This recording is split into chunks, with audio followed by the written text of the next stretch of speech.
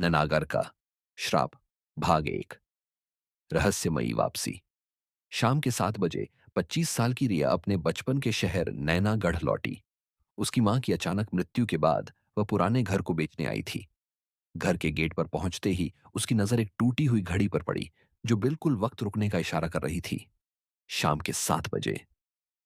उसी पल पीछे से एक ठंडी हवा का झोंका आया और गेट खुद ब खुद खुल गया। रिया ने देखा कि बरसाती कोट पहने एक साया दूर खड़ा था, लेकिन पलक झपकते ही गायब हो गया। भाग दो। डायरी का रहस्य। घर के अंदर हवा में सड़ांत का गंध था।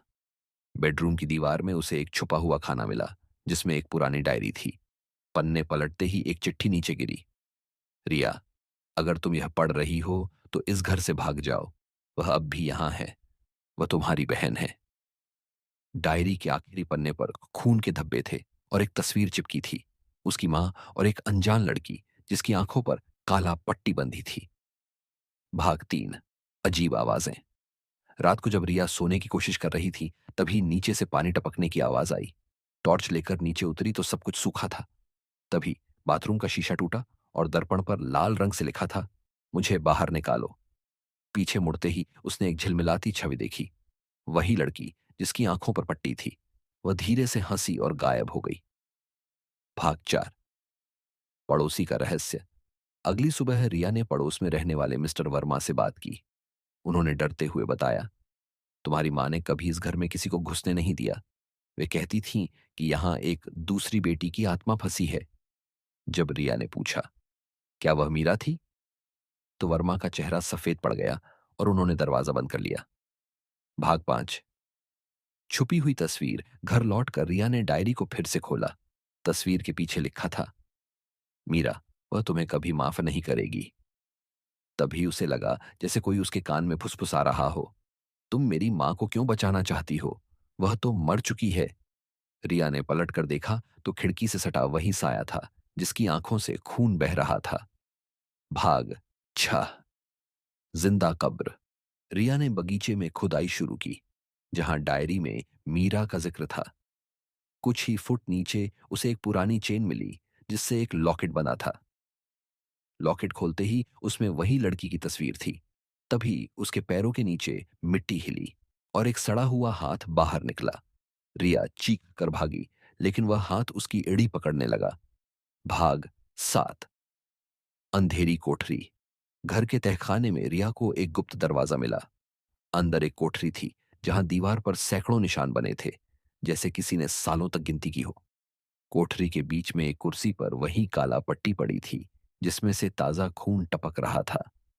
तभी दरवाजा अपने आप बंद हो गया और रिया ने सुना, तुम यहां फंस गई हो।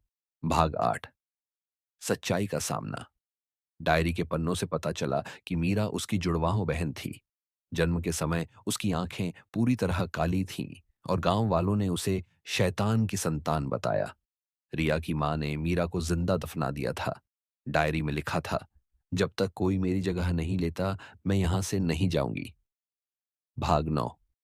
आईना और आत्मा। रात को रिया ने बाथरूम के टूटे शीशे को ठीक करने की कोशिश की। तभी उसमें मीरा की परछाई दिखी, जो धीरे धीरे रिया के चेहरे को ढकने लगी। तुम मेरी आंखें चाहती हो? मीरा ने कहा। रिया ने शीशा फेंक दिया, लेकिन टुकड़ों पर अब उसकी अपनी आंखें काली हो चुकी थीं।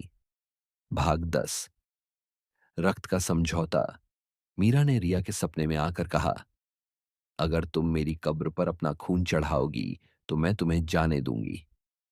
रिया ने ऐसा ही किया, लेकिन जैसे ही खून की बूंदें मिट्टी पर गिरीं, सैकड़ों हाथों ने उसे नीचे खींचना शुरू कर दिया। भाग 11। पुलिस की जांच। अगले दिन पुलिस ने रिया के फोन का पता लगाया। उन्हें बगीचे में एक खाली कब्र मिली, जिसमें सिर्फ ही रिया का फोन और लॉकेट पड़ा था। लॉकेट में अब रिया की तस्वीर थी और उसकी आंखों पर काला पट्टी बंधी थी। पुलिस ने मिस्टर वर्मा से पूछताछ की तो उन्होंने कहा, यह घर हमेशा से एक बलि चाहता था।